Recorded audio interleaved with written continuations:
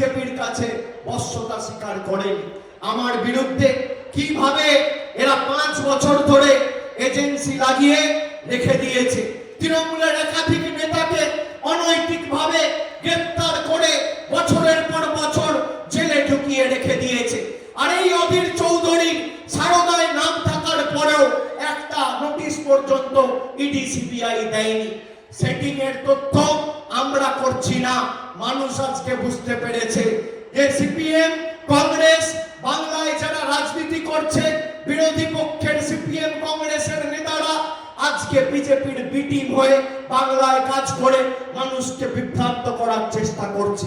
আজকে আপনারা ভাবুন 2019 সালে যদি 3.5 লাখ ভোট কংগ্রেস না কাটত, তাহলে এই মালদা উত্তরে 80,000-এ খগেন মুর্মু জিততো না, 3 লাখ ভোটে মৌসম নূর জিততো।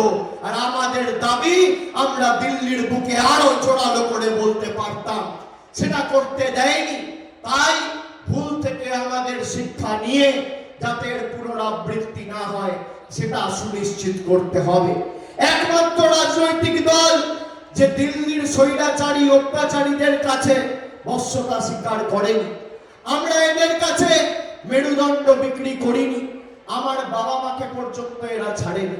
বলুন ভাইরা, আমি আত্মসমর্পণ করেছি, আমি এদের কাছে মাথা নত করেছি, শরীরের শেষ রক্তবিন্দু পর্যন্ত লড়াই করব, যতদিন দেহে প্রাণ আছে লড়াই করব, আর যতদিন শরীরে রক্ত আছে গলা কেটে দিলেও জয় বাংলা বলব।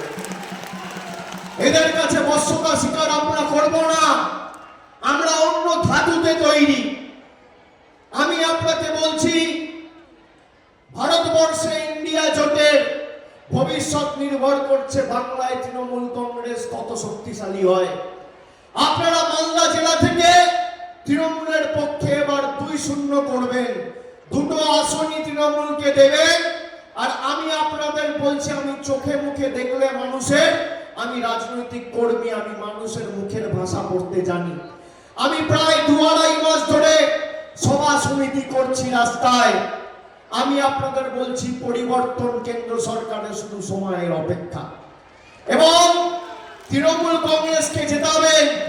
আর এই স্বৈরাচারী সাম্প্রদায়িক বিভেদগামী শক্তির অবসান, পতন আগামী দিন সময়ের অপেক্ষা।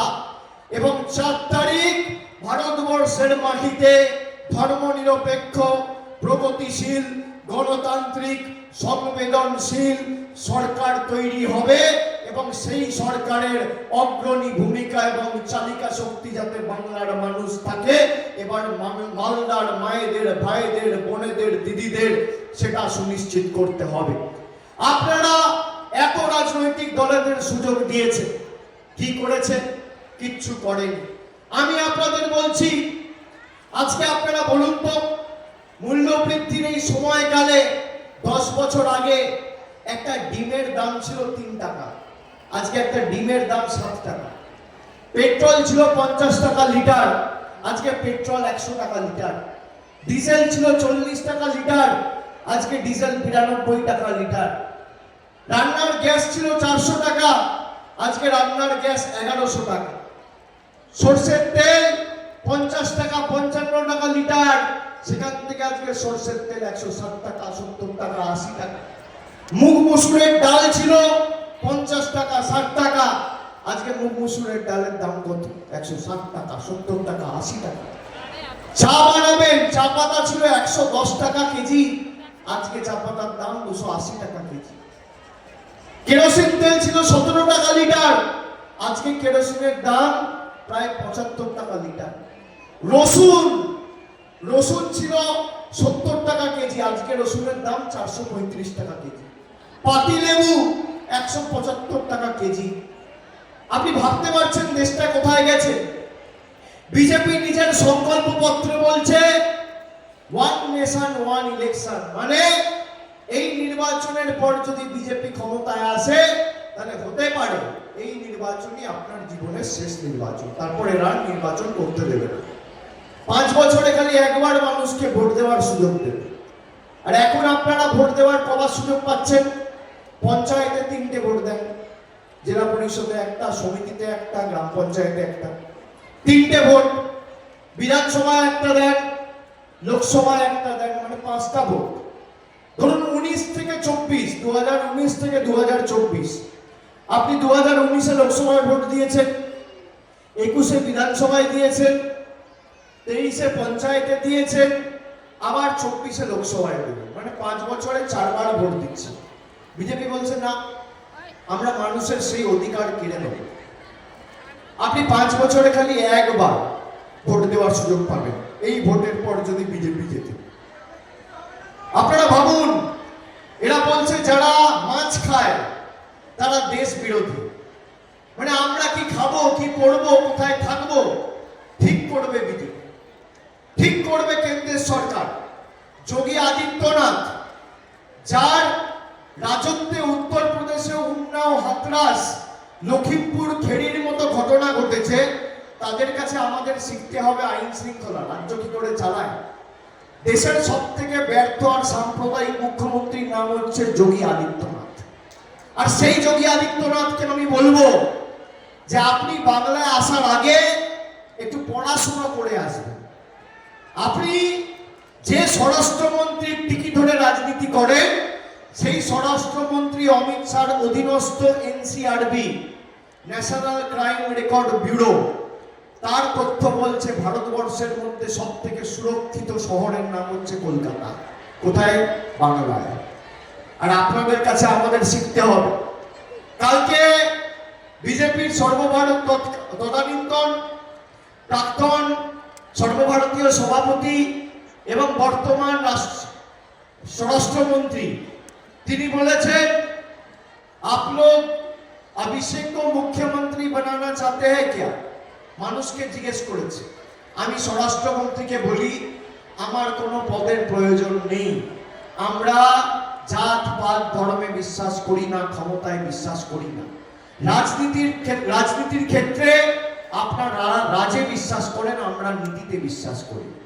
আমরা মানুষের হাতে অর্থ দিয়ে উন্নয়নের নীতিকে মানুষের কাছে পৌঁছে দিয়ে দৃষ্টান্ত স্থাপন করেছি।